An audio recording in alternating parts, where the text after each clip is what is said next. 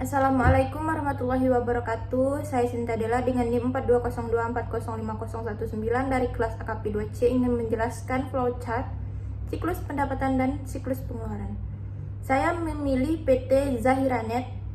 Pertama saya akan menjelaskan siklus pendapatan dan ini flowchartnya. Kita lihat.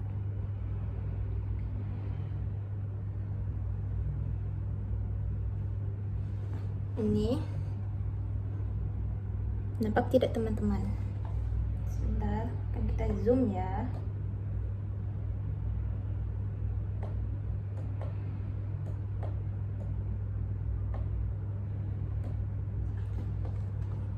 Ini dia. Dimulai dari pelanggan membuat pesanan pemasangan jaringan, lalu bagian penjualan mengecek pesanan pelanggan. Jika ada utang, pelanggan diminta melunasi terlebih dahulu dan pesanan ditolak sampai pelunasan dilakukan, dan jika tidak ada utang, pesanan diproses lebih lanjut. Proses selanjutnya, bagian penjualan membuat dokumen pesanan pekerjaan sebanyak 3 tebusan, 1 lembar untuk pelanggan, 1 lembar untuk bagian pekerja lapangan, dan lembar asli disimpan dalam arsip sementara serta pemuatan surat perintah kerja yang akan dikirimkan ke pekerja lapangan.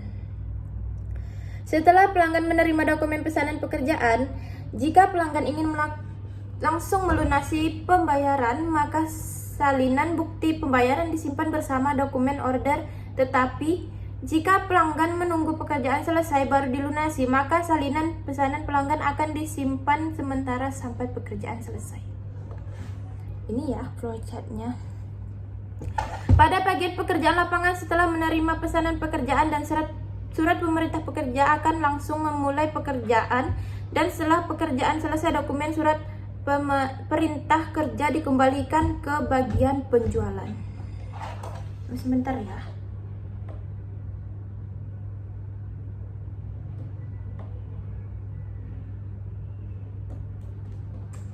Ini ya teman-teman. Bagian penjualan akan mengecap surat perintah kerja dan bagian kerja lapangan pertandaan pekerjaan telah selesai.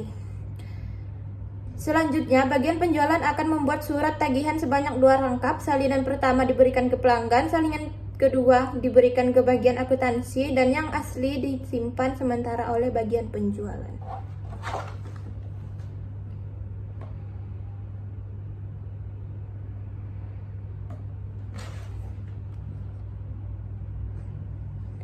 Setelah pelanggan menerima surat tagihan, jika pelanggan melunasi pembayaran, maka bagian penjualan akan menerima salinan bukti pembayaran dari pelanggan, dan jika pelanggan tidak melunasi pembayaran, maka bagian penjualan akan mengirim ulang surat tagihan ke pelanggan. Selanjutnya, bagian penjualan akan menyimpan semua dokumen seperti salinan bukti pembayaran, pesanan pekerjaan, surat perintah pekerjaan yang telah dicap selesai, surat tagihan, dan bagian penjualan juga membuat dokumen penyelesaian pekerjaan sebanyak 1 rangkap, yang mana salinan dikirim ke bagian akuntansi dan yang aslinya disimpan permanen bersama dengan semua dokumen tersebut. Selanjutnya saya akan menjelaskan tentang siklus pengeluaran.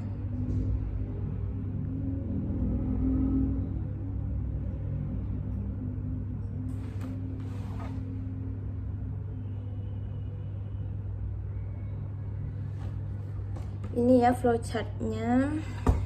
Kita zoom.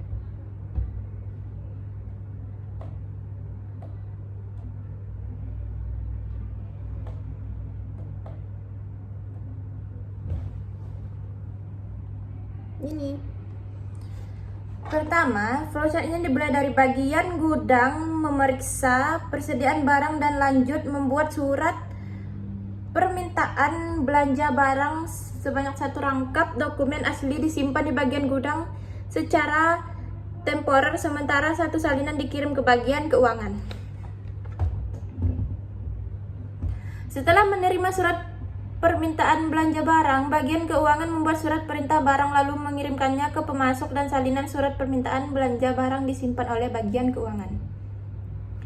Pemasok menerima pesanan lalu mengirimkan nota tagihan ke bagian keuangan dan barang yang dipesan dikirimkan. Setelah menerima nota tagihan dari pemasok sesuai barang yang dipesan, bagian keuangan akan melunasi bagian tagihan setelah barang pesanan datang dan mengandalkan nota tagihan lalu mengirimnya ke bagian akuntansi.